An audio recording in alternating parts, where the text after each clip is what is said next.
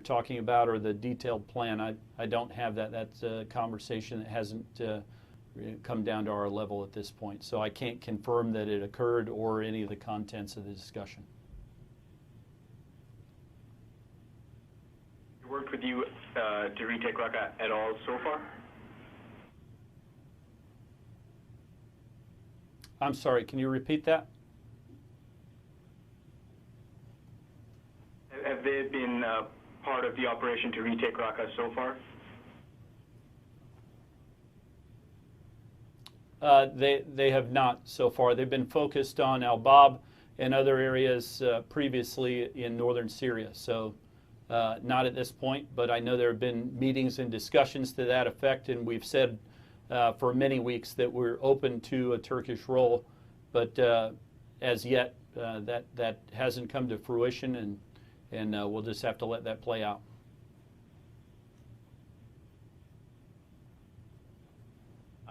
Next to it, sorry, next, it's actually to Joe Tabbitt next, and you're on the next list next, sir. Yeah, Colonel Dorian, I would like to follow up on Idris' question and what you were saying about the coordination with Turkey in regards to Raqqa. Can we expect that Turkey will have an operational role in the operation to retake Raqqa? Could you clarify the idea that Turkey will play a role in retaking Raqqa? Are the discussions the ongoing discussions with Turkey right now, what's the status of the discussions? To what stage they have reached?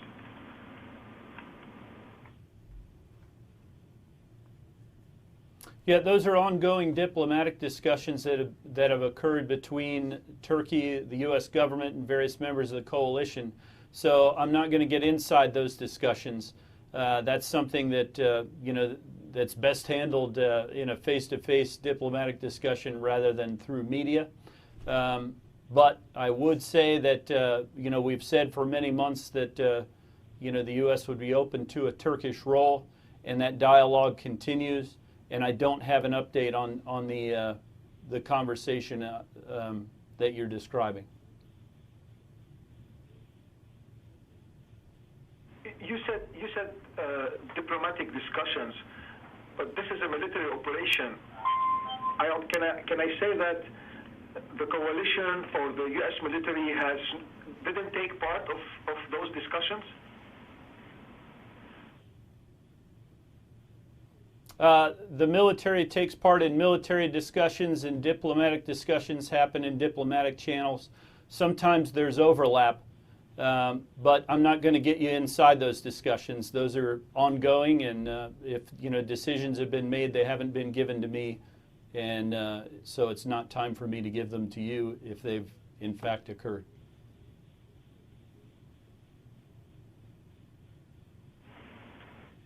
Next, sir, I'm sorry, I don't know who you are. This is David Wood from the Huffington Post. Okay. Could you go back to the issue of deconfliction around al-Bab? And do you know, for example, how many incidents there are? Can you quantify the number of Russian intercepts? Are those going on a daily basis? And how often does the deconfliction, do the two sides meet to deconflict those operations?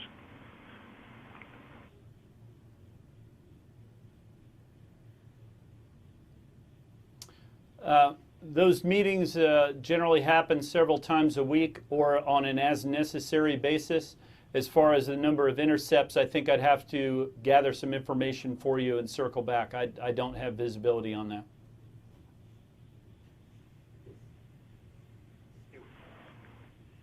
Next to Courtney Cubey from NBC News. Oh, hey, JD. Actually, my questions were answered, but one short one on Raqqa isolation. When you say that it's going to be complete in the next few weeks, do you mean that the city of Raqqa will be completely encircled? Will it actually be completely encircled? Yeah, I'm not going to provide that level of detail, but I would say that it'll be very difficult to get into or out of the city. We've seen, Mosul is completely encircled, but there have been other instances where the cities haven't been, but all the G-locks, all the ground lines of communication, the roads into and out of the city have been blocked. I'm not going to get into the detail of what constitutes isolation, whether it's full isolation, mostly isolation. I think we're going to just let that play out in the next several weeks, and then our partners with coalition support will move in. And then one other thing that kind of struck me from your opening statement was when you were talking about al-Bab, you said that ISIS would be facing pressure from regime forces from the south, and then when you spoke about Deir ez-Zor, you also mentioned regime forces and Russian forces who are pressuring. It seems that, is there a change? Is there a change in the feeling of how the regime is operating? Are they suddenly, in some ways, on the side of the coalition? They're fighting against ISIS now? I just found it kind of striking that you mention them almost as an asset in the fight against ISIS. Correct me if I'm wrong, if I read too much into that. I think you've read way too much into that. I would say the enemy is in deep trouble because they can't deal with all the areas in which they're being attacked.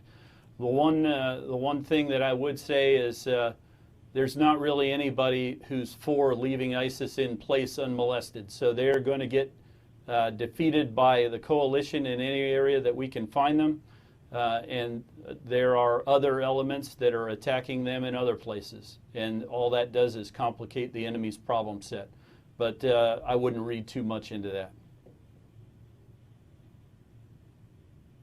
The Syrian regime and the Russians are actually playing an active and positive role in the fight against ISIS in Syria at this point. Is that fair to say?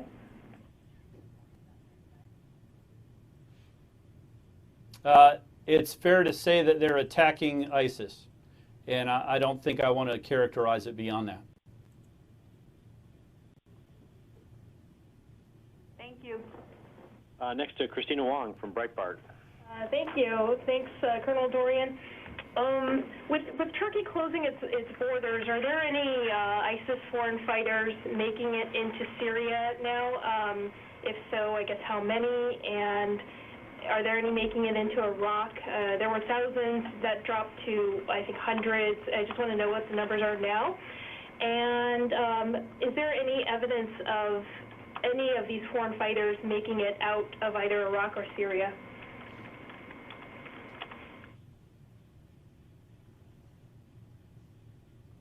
What I'd say is that with all the borders being closed off between Syria and Turkey, that there are very, very few fighters making it into or out of the city. So we estimate no more than 100 to 200 per month.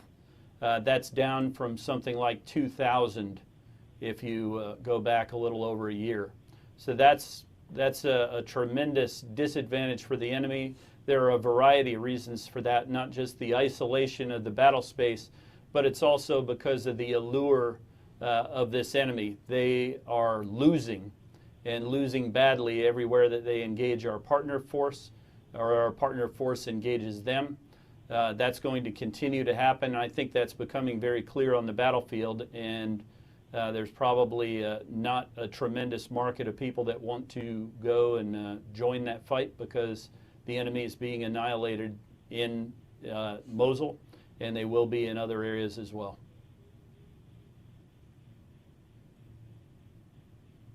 Clear that 100 to 200, that's coming in or going out, or both?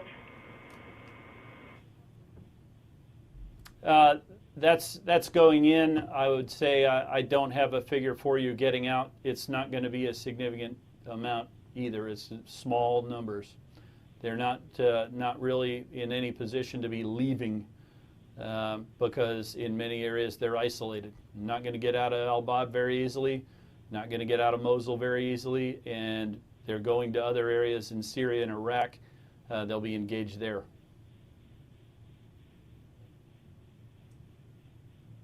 Thank you. Next to Tara Kopp with Stars and Stripes. Hey, Colonel.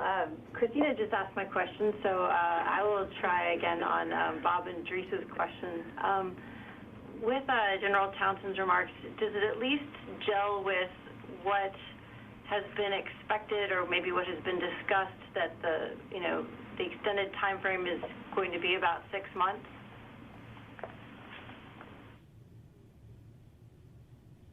Yeah, again, those statements were on a battlefield circulation today. I just don't have visibility on what he said exactly, so I'd probably be out of line if and just plain guessing if I offered any context or commentary on it. But I can say that General Townsend was very clear when he took this job that his intent was to defeat ISIS militarily in both Iraq and Syria, as defined by crushing them in both Mosul and Raqqa.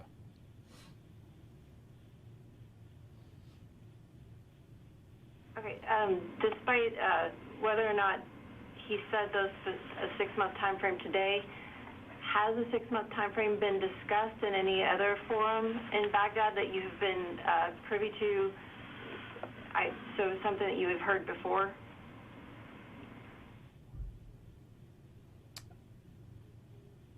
It hasn't been addressed in a forum that I've been in, other than what I just told you. General Townsend's made it clear, and he made it clear from his first interview on, that the intent of our campaign here is to defeat ISIL in both Mosul and Raqqa on our watch.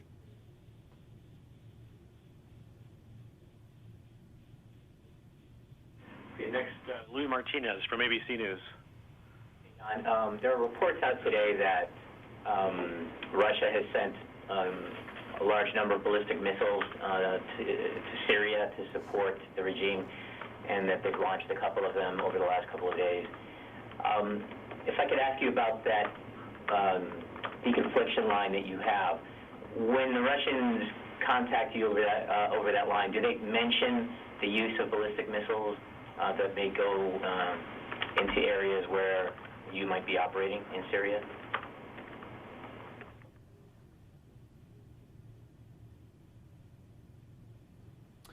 Louis, the purpose of the deconfliction channel is to avoid any unintended incident where our forces engage theirs, or their forces engage ours. So beyond that, I don't have any visibility on what would happen in the case of the use of a missile like that. But I know that the purpose of those deconfliction calls and discussions is to assure that we don't inadvertently have an incident in the battle space.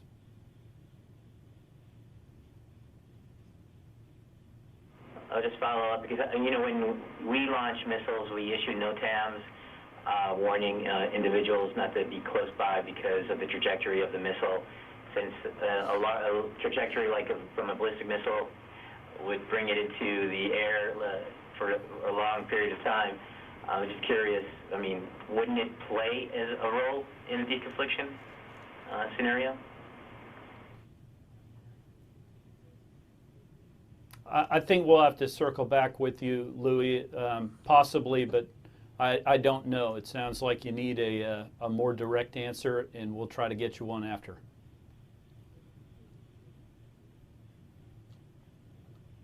Ryan Brown from CNN. Hello, Colonel. Thank you for doing this. Just to follow up on Courtney's question quickly about what we're seeing from the regime and the Russians in terms of combating ISIS. We see, Palmyra, Deir ez-Zor, al-Bab. Have we ever seen this much effort from the regime, from the Russians, in terms of battling ISIS before? Is this an unprecedented level of Russian-Syrian offensives against ISIS?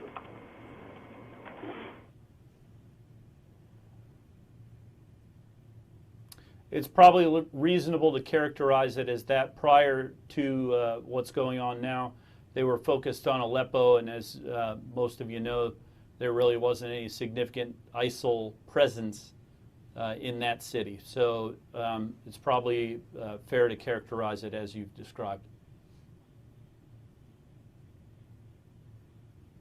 Thank you. And just a couple other ones. We're now a couple days, almost halfway through the 30-day plan for ISIS that the White House has developed.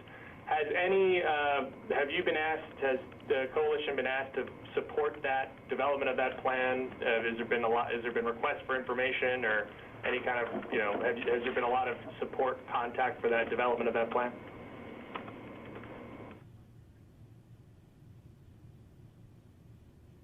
Well, we're constantly evaluating the campaign and making adjustments as required. Any input would go through the chain of command to central command and then onward up to the Office of Secretary.